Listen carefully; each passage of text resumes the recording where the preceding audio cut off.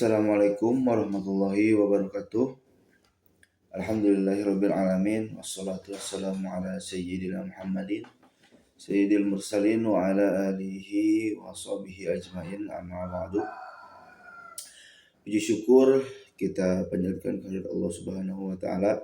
Salawat serta salam kita curah limpahkan kepada junjungan kita, yakni Kanjeng Nabi Muhammad sallallahu alaihi wasallam. Perkenalkan, nama saya Nur Hidayah Al-Fariji Gojali dari STAI Dr. KH Ejid Mutakin, Purwakarta, Prodi Pendidikan Bahasa Arab. Kali ini saya akan menyampaikan atau mempresentasikan materi tentang Alif Layyinah, mata kuliah Syaraf Al-Ibtidai. Video ini untuk tugas dari mata kuliah Syaraf Al-Ibtidai dengan dosen pengampu Bapak Dr. Tubagus Abdul Hamid MAG. Baik, kali ini saya akan menyampaikan materi tentang alif layyinah. Alif layyinah adalah alif yang selalu berada dalam kondisi sukun atau tidak menerima harkat fathah, kasroh, atau dhammah. Ia berfungsi sebagai tanda panjang harokat fathah pada huruf yang mendahuluinya.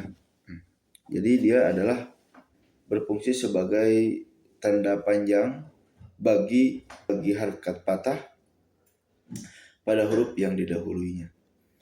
Untuk penulisan dari alif layyinah ini ada dua penulisan. Yang pertama alif mamdudah atau alif tawilah, yaitu alif tawilah itu adalah alif yang berdiri. Yang kedua ada alif maksuroh. Maksuroh itu alif yang seperti ia. Baik, alif layyinah adalah alif yang berada di akhir kalimat. Yang saya jelaskan tadi, alif layyinah itu bentuknya ada dua. Satu ada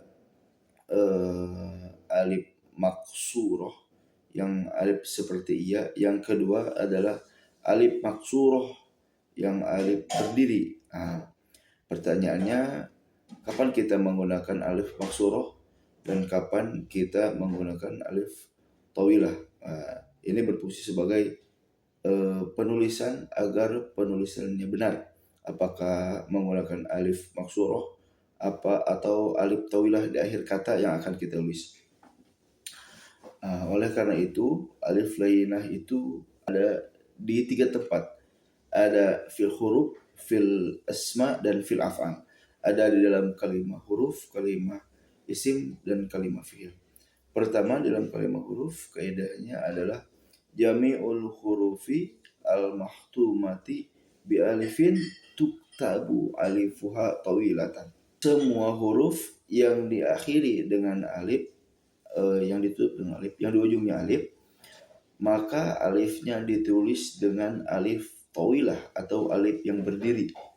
Semua huruf yang ujungnya alif ditulis dengan tawilah, kecuali di 4 huruf ini.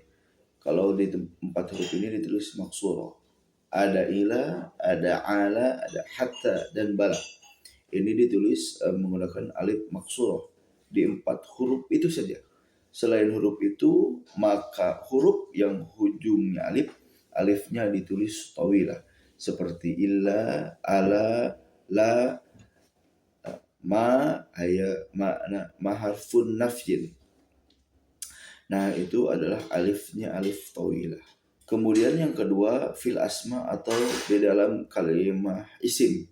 Di dalam kalimat isim ini dibagi menjadi dua. Yang ke satu adalah ajamiyah, adam yang bukan berasal dari bahasa Arab atau berasal dari non-Arab. Yang kedua adalah arabiyah, yaitu isim yang memang merupakan bahasa Arab. Yang ajamiyah itu kaidahnya adalah jami'ul asma'i al-ajamiyati al-mahtumati bi alifin tuktabu alifuha tawilatan. Semua isim ajam, isim yang non-Arab, yang diakhiri dengan alif, maka alifnya ditulis tawilah. Gitu. Seperti alif yang berdiri. Kecuali ada pengecualian di setiap kaidah. Kecuali Musa. Musa itu adalah kalimat ajam atau non Arab, bukan nama Arab. Musa, Isa, Bukhari, Kisra, Mata, Musiqo. Musik itu bahasa kontemporer. Nah, yang itu adalah dikecualikan dari kaidah ajam karena itu bahasa ajam yang ujungnya maksuroh, bukan tawilah. Kan mestinya tadi tawilah. Mana yang sesuai dengan kaidah? Contohnya adalah Amrika, Falso, Baritonia, Maya, Jaya, dan apa saja nama ajam yang ujungnya alif, maka alifnya ditulis tawilah. Tawilah itu yang seperti yang berdiri. Berikutnya isim yang merupakan bahasa Arab atau Arabi. Arabi dibagi menjadi dua. Ada mabniyah dan ada juga yang mu'rabah. Yang mabni kaidahnya adalah jami'ul asma'il mabniyati al-mahtumati bi alifin tuktabu alifuha tawilatan. Jadi semua isim mabni yang diakhiri dengan alif, isim mabni yang diakhiri dengan alif, maka alifnya ditulis tawilah. Kecuali lada, anna, mata, ula. Yang huruf yang 4 itu anna, min, aina, anna, lakin, hadza, ula, alladzina, itu artinya. Yang 4 ini adalah yang dikecualikan. Kaidahnya kan mestinya tawilah, tetapi ini menggunakan maksurah. Mana isim mabni yang diakhiri dengan alif lalu alifnya ditulis tawilah? Contohnya adalah idza, anna, antuma, hadza, kullama, mahma, huna. Itu isim mabni dan akhirnya adalah alif, maka alifnya ditulis tawilah atau berdiri. Berikutnya yang mu'rab, isim Arabi bahasa Arab, kemudian yang mu'rab. Ini dibagi menjadi dua, ada yang sulasi, ada yang ghair sulasi. Yang mu'rab ini dibagi dua, ada sulasi, berarti isim ini hurufnya ada 3. Ada yang ghair sulasi, berarti hurufnya selain huruf 3 ada 4 dan seterusnya. Yang sulasi ini ada yang ujungnya ditulis tawilah, ada yang ujungnya ditulis maksuroh. Kapan yang isim mu'rab sulasi ini ditulis tawilah, kapan ditulis maksuroh? Contohnya dulu, yang tawilah itu al-riba, riba. Ini 3 huruf sulasi, ro, ba, dan alif. Dan alifnya ditulis tawilah. Kenapa yang sulasi ini ditulis tawilah? Karena dia asalnya waw. Jadi alif yang ada di kalimat ini asalnya waw. Berarti kalau isim mu'rab sulasi ini yang alif tawilah ini asalnya waw, atau isim yang mu'rab yang sulasi ini kalau asalnya waw, maka dia ditulis tawilah. Riba memang asalnya apa? Asalnya itu roba yarbu robuan. Roban masdarnya, kemudian nanti ada isi masdarnya berupa riba. Riba itu wajan fi'alun. Jadi ribaun. Seperti itu. Jadi gampangnya sebelumnya waw. Kalau asalnya waw, maka alifnya ditulis sebagai alif yang tawilah, yang berdiri. Kemudian ada yang maksuroh. Contohnya ada al-adha. Adha itu menggunakan alif maksuroh atau alif yang seperti ya. 3 huruf. Ujungnya menggunakan alif maksuroh. Kenapa menggunakan alif maksuroh? Karena asalnya iya. Tadi kan asalnya waw. Sekarang asalnya iya. Isim mu'rab sulasi kalau asalnya iya, maka alifnya ditulis alif maksuroh. Memang alda ini asalnya adalah aldia ya za adiyatan. Nah, jadi di kalimat adiyatan itu bukan adiatan tapi adiyatan. Jadi asalnya iya. Sehingga ketika ditulis dengan alif maka alif yang digunakan adalah alif maksuro. Alda. Jadi alif maksuro kalau di dalam bahasa Sunda itu alif rengkol entog. Kemudian goer sulasi itu kaidahnya adalah jami'ul asma'i goeru sulasiyatin goeru as-sulasiyatin tuktabul alif fi akhiriha maksuratan. Jadi semua isim selain isim sulasi tuktabul alif maka alifnya ditulis di akhirnya itu maksuratan. Contohnya busyro kan bukan sulasi, ba, shin, ro, dan alif. Ada 4 huruf. Busyro, lalu ada zikra, ada sugro. Nah, rubai, kubro, ini rubai. Nah, ini alifnya ditulis maksuro. Jadi semua isim sulasi alif di akhir ditulisnya alif maksuro.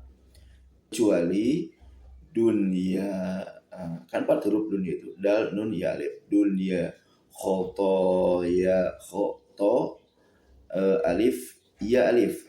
5 huruf khumasi. Khoto, ya, khodo, ya, 5 khumasi. Nah, kenapa itu menggunakan alif tawilah? Karena itu termasuk yang dikecualikan karena sebelum alif itu hurufnya huruf iya. Karena kaidah tadi hanya untuk isim goer sulasi. Berlaku untuk kalimat yang sebelumnya bukan iya. Kalau huruf sebelumnya iya, maka alifnya ditulis tawilah. Dunia, khotoya, khodoya, dan lain sebagainya. Kan kalau misalkan menurut kaidah alifnya harus alif maksuroh, tapi karena sebelumnya iya maka ditulis tawilah. Itu di dalam kalimat isim. Agak panjang sedikit penjelasannya. Kemudian yang terakhir fil af'al atau di dalam kalimat fi'il. Di dalam fi'il ini terbagi menjadi 2, ada fi'il sulasi dan ghair sulasi.